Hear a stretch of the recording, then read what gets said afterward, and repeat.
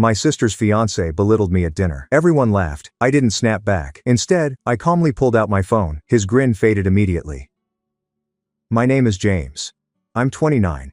And if I were to sum up my family in one statement, I would say that image is more important than honesty.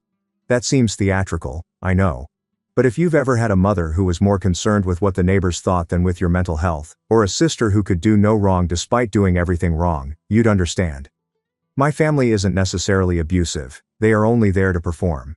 Polished grins, well-selected phrases, Christmas cards that seem like Hallmark vomited up, but dig just under the surface, and it's all about ego, judgment, and image. I have always been the odd one out. I was the quiet kid with a lot of ideas, who preferred making websites or modifying Python scripts to chatting at church brunch. I received a full scholarship for computer science and spent 5 years discreetly working on a side project that I never informed anyone about. Long story short, that project blew up after graduation. Consider a software license arrangement, a small exit, and reasonable investments. Nothing wild. There were no yachts or Teslas, but enough to allow me to freelance when I wanted, travel sometimes, and live quietly, which was exactly how I loved it. My family, however, believed I was still figuring things out. Even after I had purchased a property outright, my mother would make statements like, "You'll find your calling soon." My sister, don't get me started. Sophia is a 31-year-old beauty pageant graduate who studied communications and married her college love at the age of 26. That marriage ended last year due to irreconcilable ambition conflicts. According to her words, she returned home for a time. That's when things got strange. Sophia became this maelstrom of self-reinvention. New hair, new outfit, new Instagram style, and finally, a new relationship. His name was Chad, of course. He resembled someone named Chad. Tall, tanned, with a groomed beard. Probably uses the word alpha energy in earnest. But here's the kicker. My family adored him. My mother raved over him as if she were auditioning to be his publicist. "He's quite successful in finance," she replied, drinking her wine one night, as if she knew what he meant. My father, who typically doesn't get involved, simply nodded and added, "He conducts himself well." I met him briefly at my parents' house. Just a handshake and a, "Yo man, what's up?" But I kept my distance. Something about him didn't seem right. Too polished, too scripted. Sophia gazed at him, not with love, but with performance, as if she wanted us to watch her leveling up. I kept my lips shut, smiled nicely, and returned to my station. I assumed he'd fade away soon, like all of her previous passion projects. I was mistaken. A week ago I received a text message from my mother. "Sunday night's family supper is at 7 p.m. Be there. Sophia is bringing Chad." No emojis? No thanks.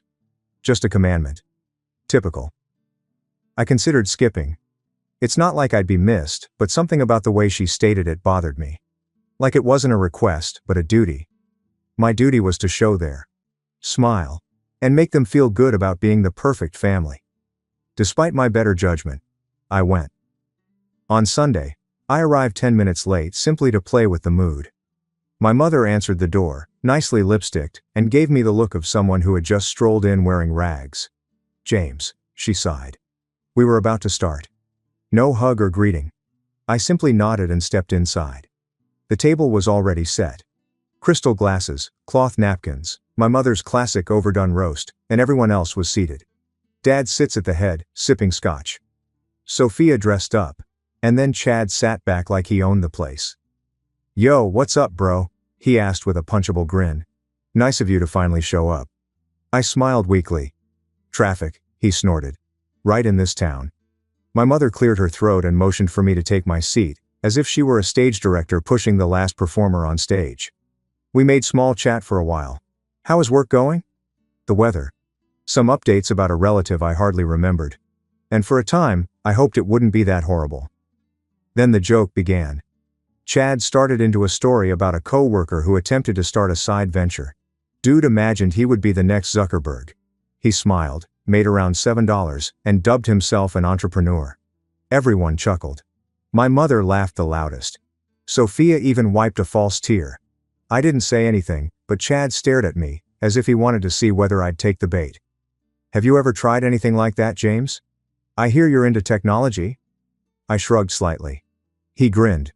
"You should speak with this man I know. He teaches coding to high school students." Pretty good work for people who can't get into genuine development employment. Real laughed. Ouch, brat. But she did not protect me. She simply sipped her wine. I looked at my mother.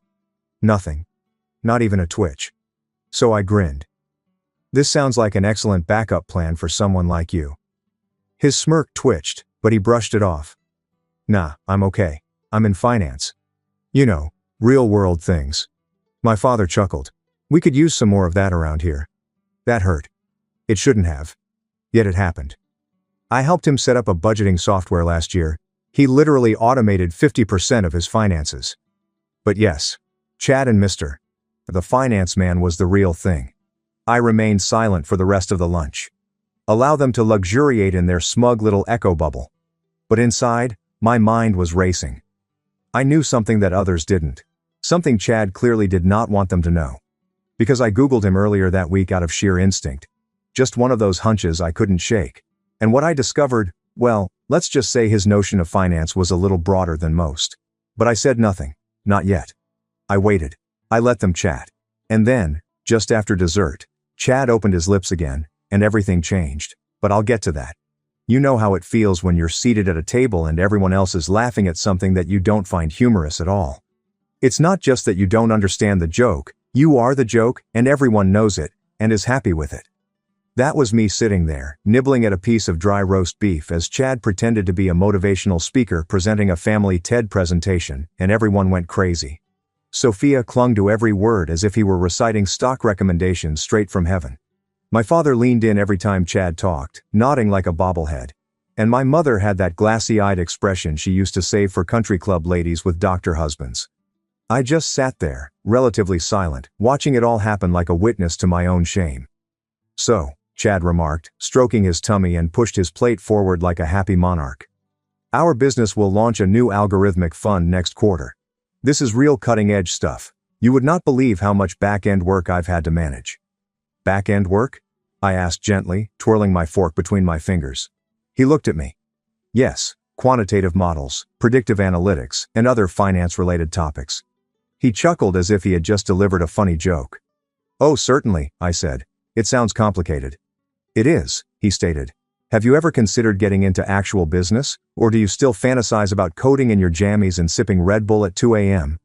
Sophia laughed as if that was the funniest thing she had ever heard. She told Chad to stop, even though she plainly did not want him to. James has always been more of a passion project person. My mother did not laugh this time. She gave me the tight-lipped, passive-aggressive parent stare that could take the breath out of a room. She told James, "We've spoken about it. You have to let people tease you occasionally. It's how we connect." I blinked. Tease or belittle. Her tone hardened. Don't cause a scene. So there it was. I had heard this sentence 1,000 times growing up. Don't cause a scene. Translation. Do not make us appear terrible. Do not make us uncomfortable. Do not shatter the illusion. I slumped back in my chair. I didn't realize being ridiculed during dinner was considered bonding. Chad lifted his eyebrow. It's all in good fun, buddy. There's no need to act defensive. I did not react. I merely gazed at him long enough to have his cocky smirk slip for a single second. Then my father broke the tension. All right. All right. Let us go forward. James, are you doing anything fascinating these days? I knew he didn't really care. It was a lifeline disguised as light conversation, a technique to diffuse the situation. I loosely stated that I am working on a couple projects. Staying occupied. Chad snorted again, which appears to be his default setting. What kind of projects? Is that top secret? I looked at him. He did not blink. He was attempting to embarrass me again. Before I could say anything, my mother sighed loudly, as if I were the issue. Please, James, she begged in her sad teacher voice. Can we not do this tonight? You are making things awkward. I froze. Everyone turned their gaze to me. I was making things awkward, not Chad, who had been goading me non-stop, and not Sophia, who smiled through every jab like it was open mic night at a comedy club. I felt something in my chest twist, something familiar, heavy, and bitter, the same feeling I used to get in high school when Sophia would throw a tantrum over something she did wrong and I'd get grounded for not being the bigger person, the same feeling I had when I received a full scholarship to a school 4 states away and my mother said, "You will change your mind, sweetheart." You don't want to leave your family, right? I felt selfish for seeking my own life. I tightened my jaw. Sure, I murmured. Let's not make things awkward.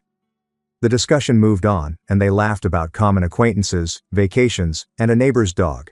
I was barely listening, nodding when necessary, sipping my water, and keeping my expression bland. But within, a storm was brewing.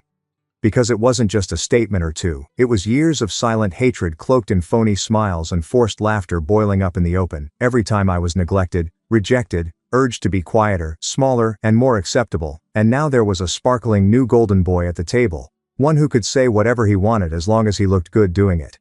Then came the moment. Dessert had been cleared, store-bought cheesecake.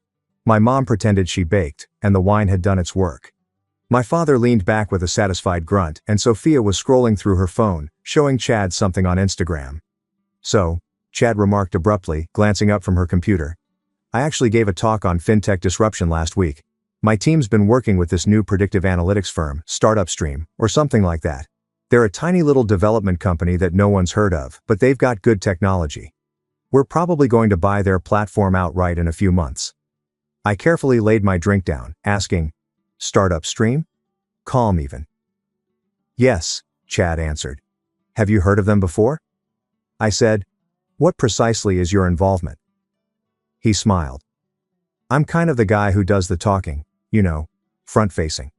I smooth the transactions, make sure the figures match. Some of the executives don't like dealing directly with the coders, becomes too technical.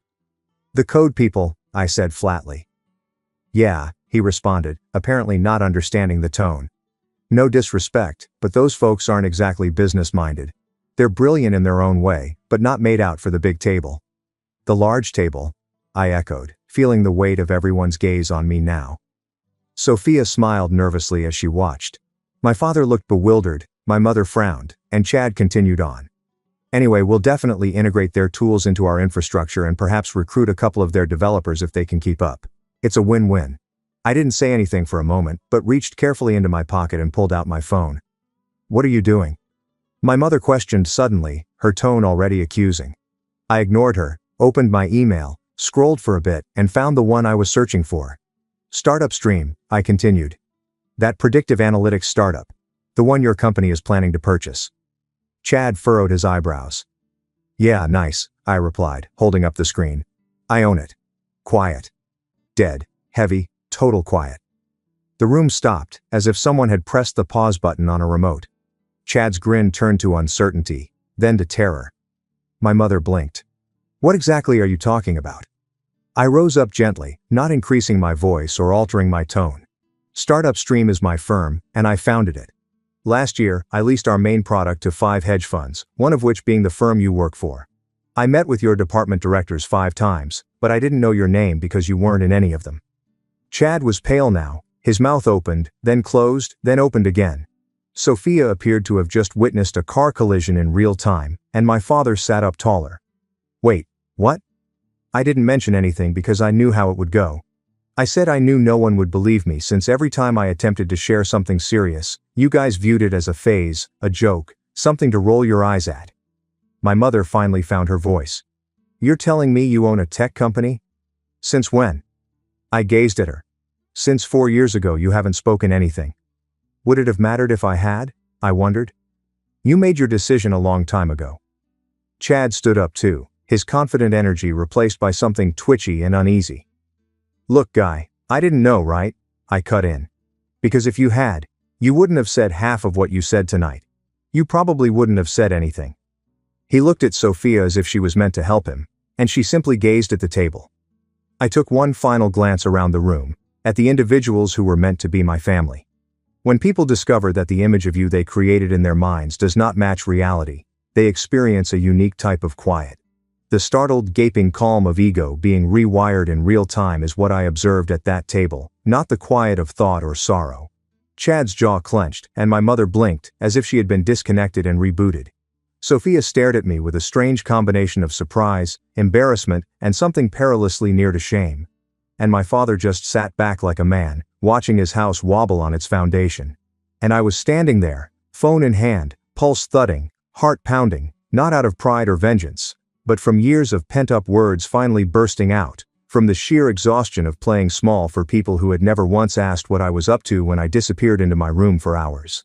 They always saw a child with a laptop, never a man with a plan. I could have dropped everything right then and gone for the throat, explaining in agonizing detail how much Chad didn't know, how his firm had been underbidding us for weeks, and how he hadn't even been in the meeting loop.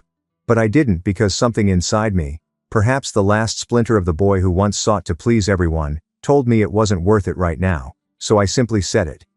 The one statement that caused the room to implode. I'm selling Startup Stream, and the transaction will close on Friday. My mom let out a gasp. You are what? It has been in the works for months. I signed the paperwork last week. Sophia blinked. Wait, like selling? For how much? I took a good look at her, and that was enough. Chad made a choking noise. To whom? I looked at him to make sure it wasn't yours, and then I went out without waiting for dessert or saying goodbye. They were just left sitting in the dining room like mannequins in the middle of a conversation. I didn't get much sleep that night. You'd think walking out like that would be therapeutic, and it was. But there was also something other. Something heavier.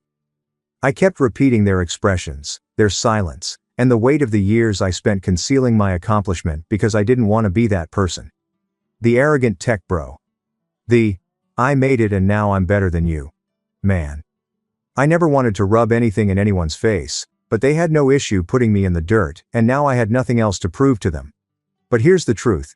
Walking away doesn't mean you don't have the bruises.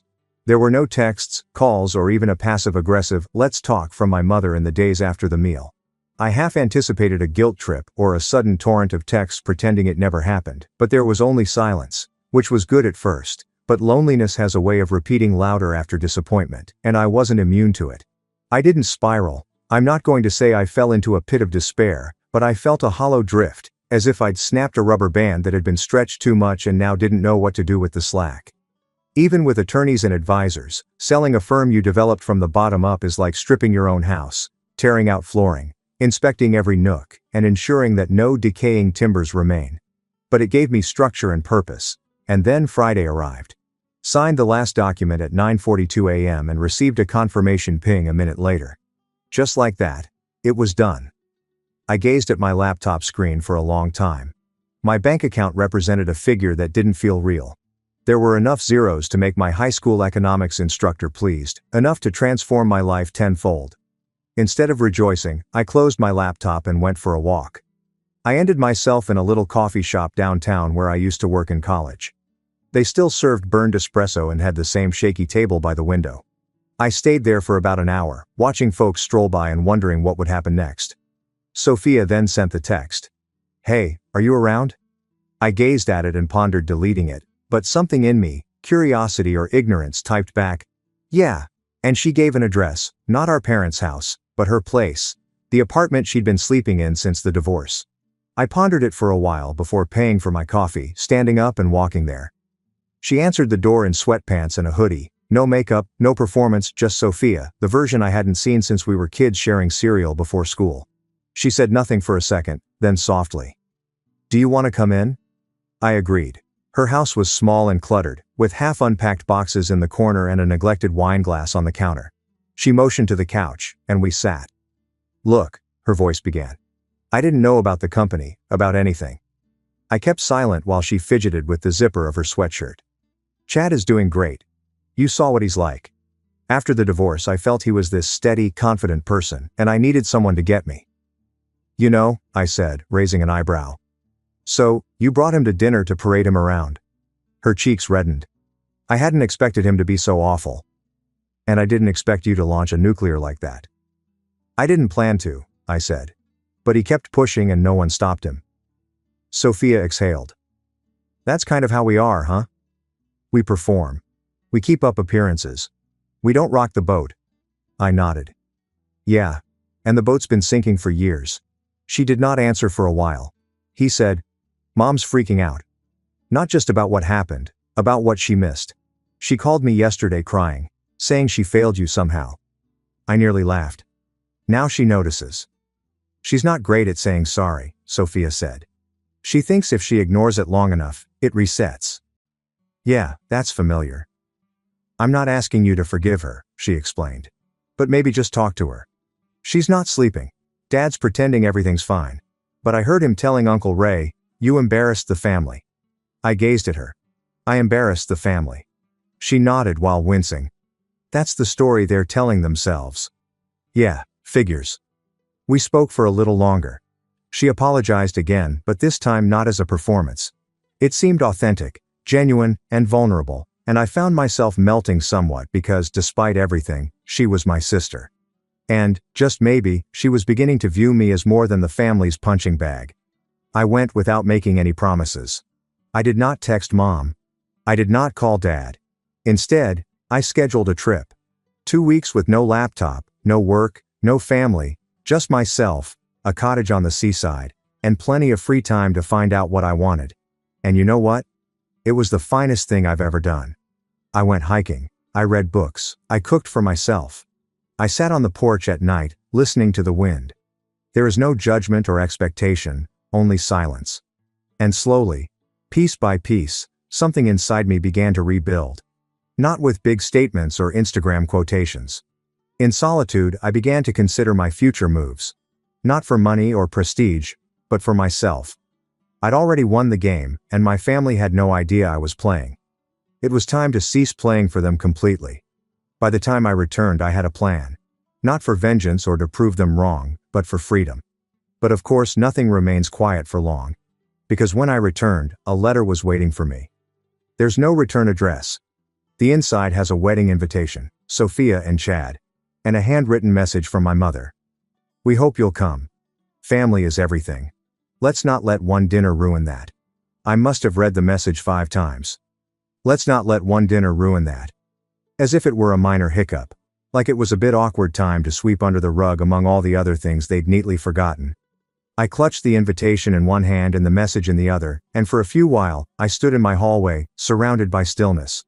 This type of stillness shouts. I was not furious. Not immediately. What I felt was colder, clearer, a stark, piercing realization that the people who should have known me best yet didn't. Family is everything.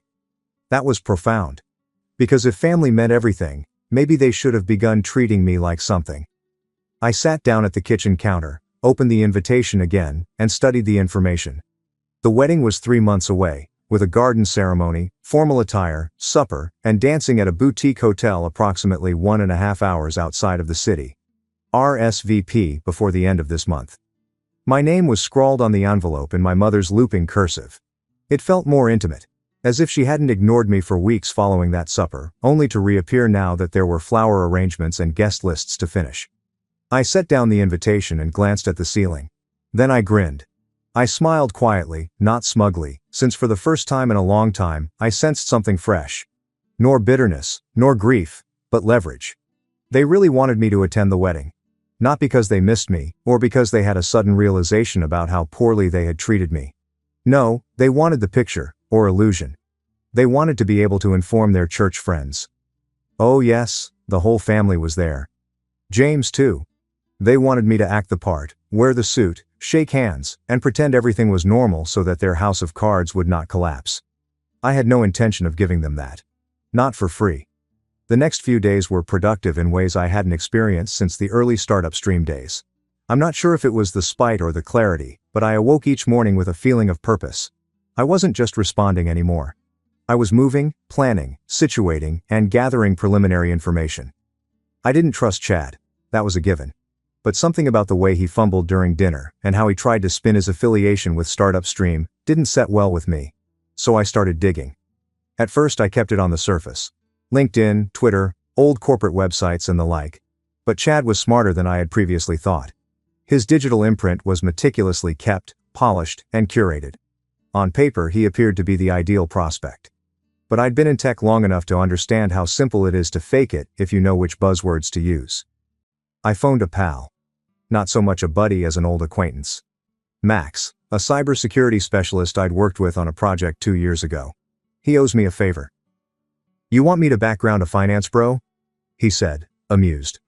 "I want to know who I'm dealing with," I said. "And I want it off the books." 2 days later, he emailed me a file. It was not incriminating. Not in a criminal sense, but it was informative. Chad had changed jobs more than anyone in my family noticed. He'd moved between companies, advisory roles, and sporadic consulting engagements that never seemed to last longer than 6 months. He had failed upward due to charisma and connections. He was not in senior management at his current fintech startup. He worked in sales, not strategy or analytics, which isn't necessarily unethical, but it made everything he said at dinner sound a lot hollower. More crucially, he had a history of poor investments. Real estate, cryptocurrency, and a few e-commerce enterprises that never went beyond the initial stage. He wasn't broke, but he also wasn't the powerful CEO he seemed to be.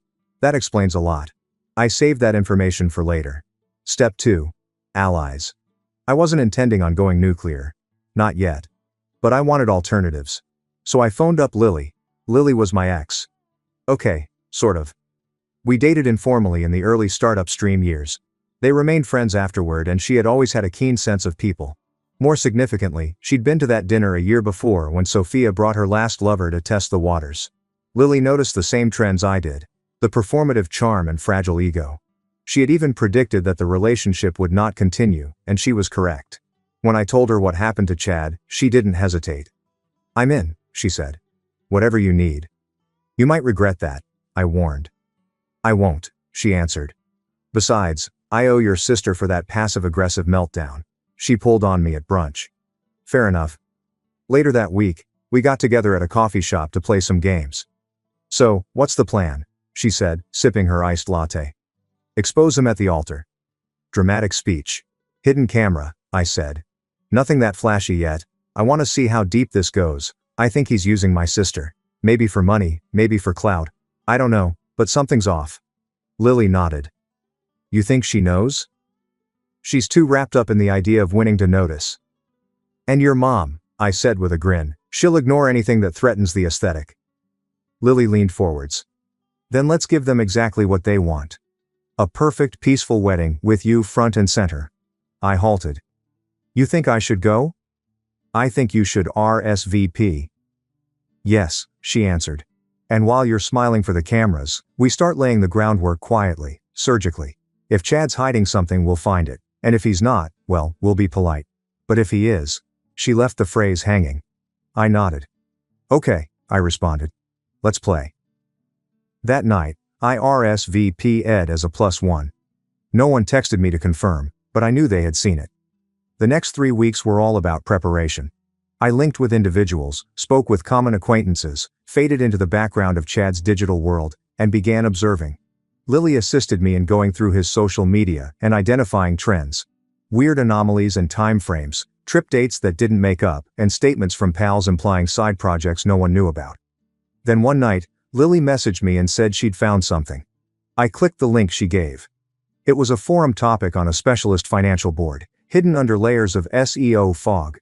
Chad is blogging behind a pseudonym, but not very cleverly. He was promoting some type of crypto-based investing platform that was half-baked, lots of jargon, and blatantly illegal. The discussion was filled with red flags, claims of guaranteed returns, pushy methods, and a few replies from dissatisfied individuals who claimed they never received their money back. It wasn't a smoking gun, but there was clearly smoke, and smoke indicates fire. I emailed the thread to Max. 2 days later, he affirmed. Chad had discreetly set up a shell corporation 6 months earlier. He'd been funneling money into it from personal accounts and potentially from friends and relatives, most likely promising them a high return on a non-existent product. That's when I realized it wasn't simply about revenge anymore. This was about protection. My sister was about to marry a man who may be a con artist. She had no idea. My parents were planning a wedding that may end with litigation, debt collectors, or worse. And no one had the fortitude to see it save me. So I made a choice. I would not cancel the wedding. Not yet. But I'd be prepared, because when they asked me to smile for the cameras, I'd grin with everything in place.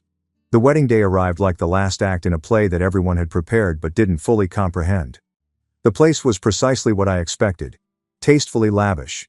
White flowers adorned archways, and gold-trimmed invites were given out to visitors by adolescent relatives dressed in stiff suits. A jazz trio performed quietly at the garden entrance as people walked around holding champagne flutes. Their talks were as shallow as the ornamental koi pond next to the buffet table. I arrived in a matte charcoal rental, sleek, modest, and professional. Ava strolled out alongside me, wearing a deep green dress that caused at least 3 of my mother's acquaintances to pause in mid-sentence. She put her arm around mine and said, "Are you ready?" I did not respond straight away. I just looked across the lawn to see Chad shaking hands and smiling for practice. My mother was giving last-minute instructions to the wedding coordinator, like a commander directing a battlefront. Sophia, exquisite in a lace ivory gown, immaculate makeup, and her distinctive pageant grin, stood in the center of it all, like a porcelain doll no one dared to touch. Then I nodded. "Yeah, let's finish this." The ceremony was supposed to begin at 4 p.m., just when the sun had sunk low enough to make everything appear golden in photographs. Everyone dressed to impress, and for the most part they did. I recognized several familiar faces, including old neighbors, family friends, and a few distant cousins who merely came for free food and talk. During the pre-ceremony, I kept my distance and mingled while nursing a glass of water and observing Chad. He was in full political gear. Charming, joking, and bragging just enough to make others feel special without disclosing anything significant. If you didn't know better, you'd believe he was the groom of the century. But I knew better. So did Ava. She prodded me around 3:30. "He's still working the room." "You sure we wait until after?" "Yes," I answered. "Let the illusion complete itself." We grabbed seats in the front second row, behind the close family. My mother saw me and offered me a brittle grin. Dad nodded stiffly. Sophia didn't look at me once as she walked down the aisle, hand clutching a flower and gaze fixed on the altar. I saw a stiffness in her jaw, not from nervousness, but from restriction. Chad, to his credit, looked every bit the charming groom, with his clean-cut tuxedo, modest cufflinks, and unwavering confidence. The ceremony was brief, with largely fluff, a few tears from my aunt, and some excessively long personal vows that sounded suspiciously like they were AI-generated. Next came the reception. That was the actual performance. Tables arranged with personalized place cards, a choreographed first dance, and a menu that mentioned the farm where the chickens were grown. My mother offered a toast about love, perseverance, and creating a future together. My father proceeded with a little uncomfortable but emotional statement about welcome Chad into the family. I waited. I was watching. And then, just as dessert was being served, when the wine had settled and the guests were relaxed and smiling, I stood up. "May I say a few words?" I said, tapping a spoon on my glass. The room turned. The MC halted and looked at my mother, who appeared stuck in place. Chad grinned hard. "Of course, man. Go ahead." I went up to the microphone. "Thanks," I said. "I'll keep this short. I just wanted to say how happy I am for my sister. Sophia, you look beautiful. I may not say it enough, but you've always been the strongest person I know." She blinked, taken off guard, and nodded hesitantly, uncertain where this was heading. I turned to face Chad. "And Chad, I have to admit, I wasn't sure about you at first, but over the past few weeks, I've done some homework. Dug into your background, your investments, your side projects. It's enlightening." The atmosphere moved, laughing faded, heads tilted, and Chad straightened. "What are you?" I raised a hand. "It's okay. I'm not here to ruin anything. I'm just here to tell the truth." I took out my phone and linked it to the projector that the venue had put up for the photo presentation. The screen blinked, revealing a web browser. I opened a PDF labeled Investor Communication Records Credence Coin 2021 to 2023. Another file contained screenshots of Chad's forum postings under his alias. Next, a brief video clip of a recorded Zoom pitch in which Chad offered assured profits to a group of naive investors. His expression, voice, breaths, and quiet. I let it play for 20 seconds before halting it. "Chad has been conducting a low-level Ponzi scam for the past 2 years, I said patiently. "It isn't huge enough to make headlines, but it's enough to devastate people, friends, family, and anybody who believed in the idea." People turned, their faces twisted. My uncle muttered something to my father, who turned the sheets white. Sophia stood there, gripping her bouquet like a weapon. "James, what is this?" "It's what I tried to tell you," I muttered. Softer now. "He's not who he says he is. I wanted to warn you sooner, but I needed proof." Chad approached me. "You little..." I said, bringing out another sheet of paper. "I've already submitted this to the SEC. This is just a courtesy." His face had lost its color. "But do you know what's really sad?" I asked, turning back to face the audience. "It's not just the fraud. It's that no one in this family wanted to believe I could be right. That I could have value beyond being the quiet one. I was told to stop making the family look bad. To be courteous and let things go." I looked at my mother. Her hands shook around the champagne glass. But today, I chose not to be quiet. Today, I chose truth over comfort, and I think you all needed to see it. I moved away from the microphone. Chad was frozen. Sophia seems to have had the earth wrenched from beneath her. The wedding coordinator stood at the side of the room, pallid and twitching. Then came the repercussions. My mother stood up. James, we need to talk. I'm done talking, I said. You only listen when it's convenient.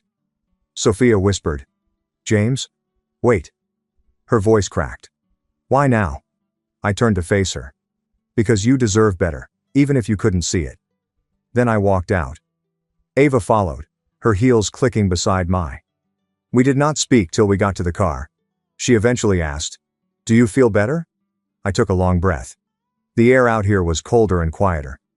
I feel free. We drove away. Later, I learned that Chad was held for interrogation that same week. The SEC had allegedly been circling for some months. My paperwork provided them with the last piece. Sophia terminated the marriage in less than a month. My folks were radio silent for a time, but then a card arrived in the mail. There is no note, only a blank card inside. I threw it. Some endings might not require closure. Some endings are just clean, like the sound of a door finally shutting behind you. Sometimes quiet is the loudest victory of all.